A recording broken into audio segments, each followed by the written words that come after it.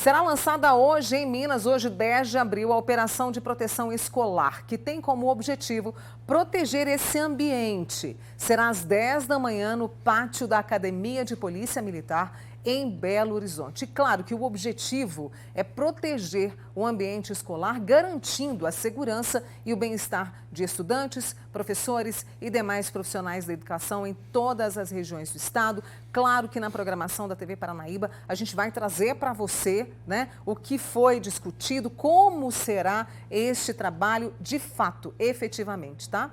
E desde sexta-feira está no ar uma página na internet do Ministério da Justiça para receber denúncias e informações sobre ameaças e ataques nas escolas.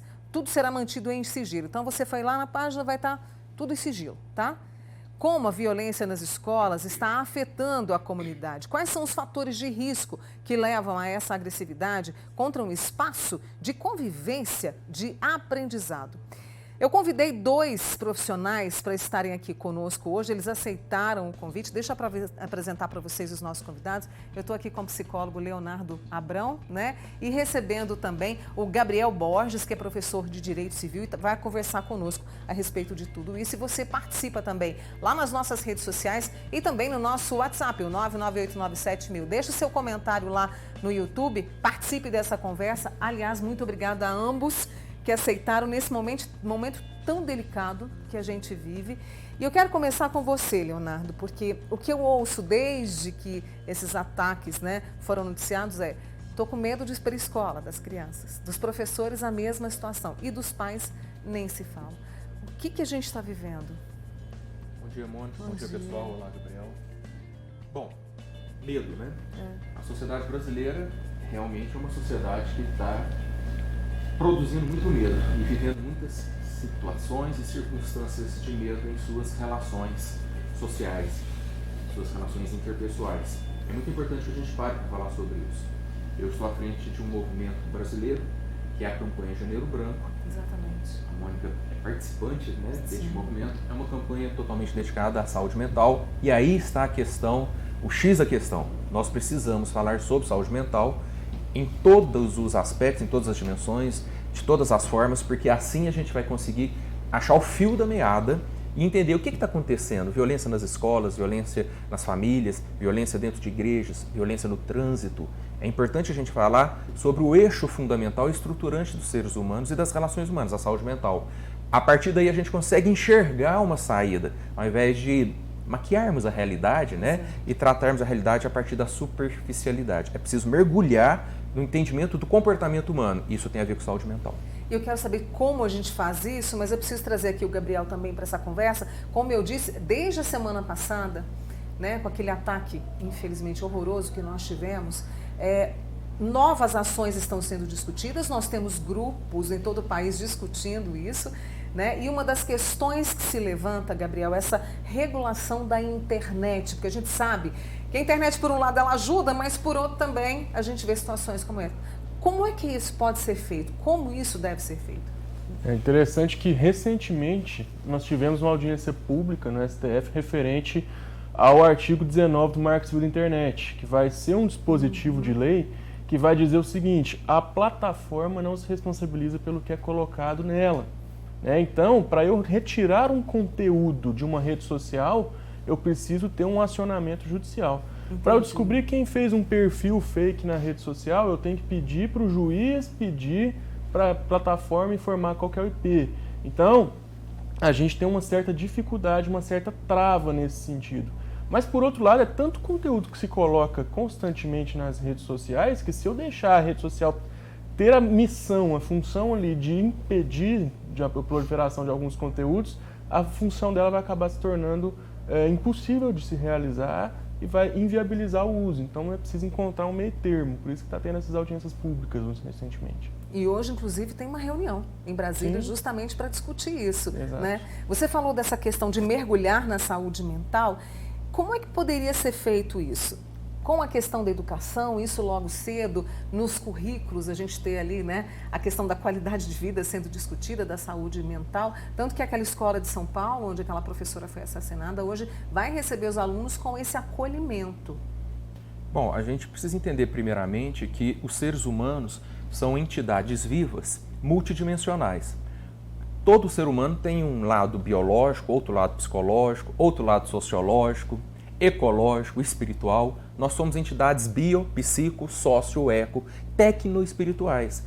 E é preciso olhar para cada uma dessas dimensões.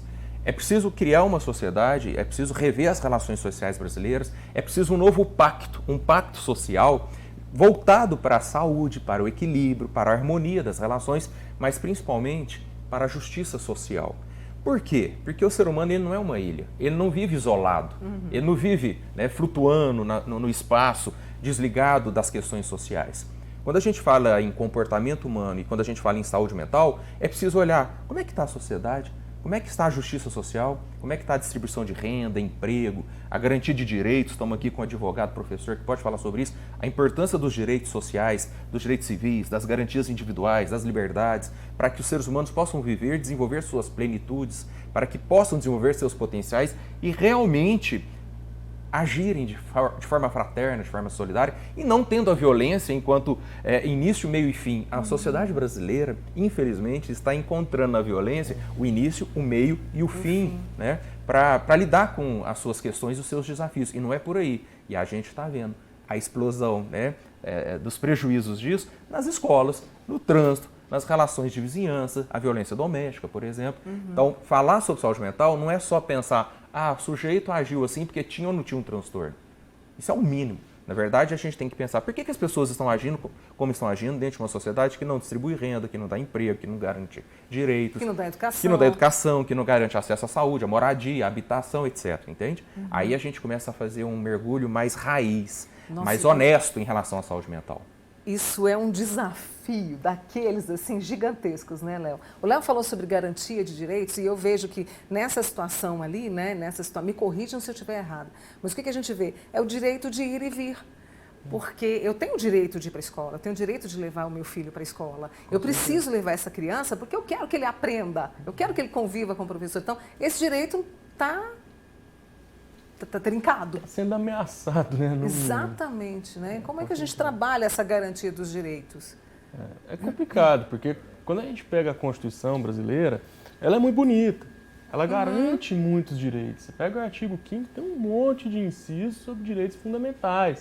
Você pega o artigo 6º, é onde entram os direitos sociais, que você falou, entra a saúde, entra a educação. Só que isso tudo acaba sendo um pouco mal fornecido pelo Estado, porque o Estado se propõe a fornecer tanta coisa que ele acaba não conseguindo fornecer nada bem feito. E aí começa a aparecer esses problemas que você falou. E dentro de uma sociedade que é historicamente, e aí a gente precisa olhar para isso, é historicamente injusta e perversa. As pessoas falam assim, por que está acontecendo tudo isso no Brasil? E se esquecem de olhar para o ontem. Ora, o hoje, obviamente, é fruto de um acúmulo de ontens. Vamos olhar para o passado? Perfeitamente. Como é que é a história desse país? A formação dessa sociedade, a formação da nação brasileira, o processo de colonização, o processo escravocrata, né? Como é que se deu a conquista de direitos? Essa Constituição a atual, repressão. Ela vem com tantos direitos justamente porque ela é uma Constituição que vem pós-ditadura militar.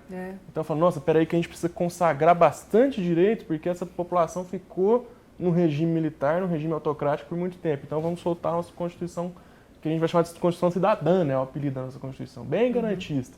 E aí vem dessa forma que está aqui. E tem uma coisa, mano, só para complementar, que eu acho legal, porque a gente está falando sobre ataques, né? Às escolas, violência nas relações sociais brasileiras, direitos e regulação da internet. É importante a gente falar sobre o processo de regulação ou regulamentação. Às vezes as pessoas pensam, regular é cercear a liberdade, regular é privar a liberdade. Não, seres humanos fizeram um pacto.